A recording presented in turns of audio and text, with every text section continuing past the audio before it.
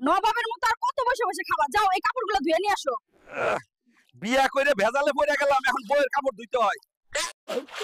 কাপড় ধোয়া শেষে হাঁড়ি পাতিল মাজতে হবে। এক কাজ শেষ না করতে আরেক কাজ আজ রেডি। এমন বউ যেন কারো কপালে না জুটে। সারাদিন তো সারের মতো বসে থাকো, যাও পুকুর থেকে মাছ ধরে নিয়ে আসো, আজ মাছ দিয়ে ভাত খাবো। ঠিক আছে, কত মাছ লাগবে আমি মাছ ধরে নিয়ে আইতাছি। দেখো কত বড় মাছ ধরছি, এইটা রান্না করো, আমরা দুজনে মিলে খাবো। আমার বউ বলে আমি বলে কাজ করি না, আপনারা তো দেখলেন। কি সুন্দর রান্না করে আমার বউ। আপনারা যদি খেতে চান তাহলে কমেন্ট করে জানান। হাল্ক, বাজারে যা, বউকে খেতে দিতে হবে না, বাজার করে নিয়ে আসোই।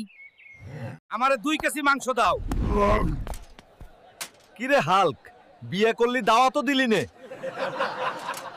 রে হাল্ক, এইটা কিসের ঔষধ? আমার বউয়ের মুখে রুচি নাই, বউটা শুকিয়ে যাচ্ছে, তাই দোকান থেকে ঔষধ নিলাম। ওই নাও, তোমার জন্য ঔষধ আনছি। এখন তুমিও আমার মতো মোটা হবা।